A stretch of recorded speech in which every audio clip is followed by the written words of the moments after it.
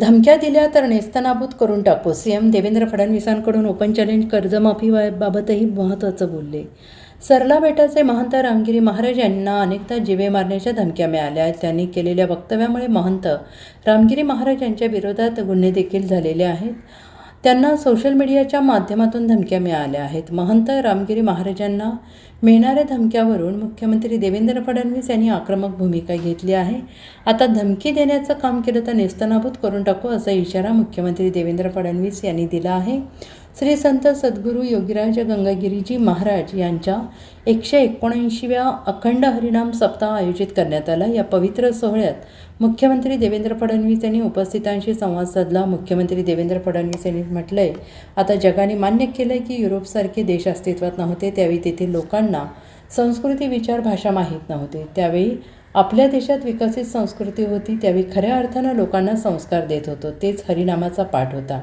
आमची संस्कृती, सभ्यता, वारसा अखंड चालत होता. जगाच्या इतिहासात अनेक आक्रमणे झाली. त्यावेळीच त्यांनी संस्कृती बदलली, परंतु भारतात परिवर्तन होऊ शकलं नाही.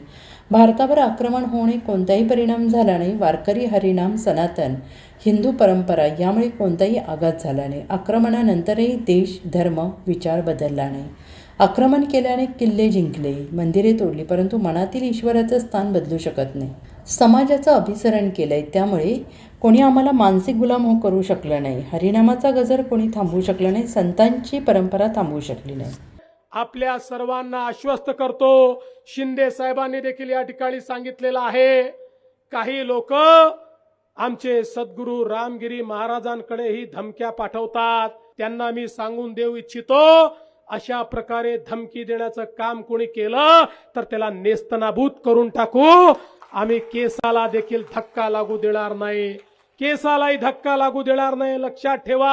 आणि खऱ्या अर्थानं आपल्या सगळ्यांचं पाठबळ, आपले आशीर्वाद जर आमच्या पाठीशी आहे तर मला या निमित्ताने निश्चितपणे असं वाटतं, हा जो सन्मार्ग आपण सगळ्यांनी स्वीकारलेला आहे, या सन्मार्गावरनं चालण्यापासनं आपल्याला कोणीही थांबवू शकणार नाही, हा विश्वास व्यक्त करतो. Bureau report, SBN Marathi, Mumbai.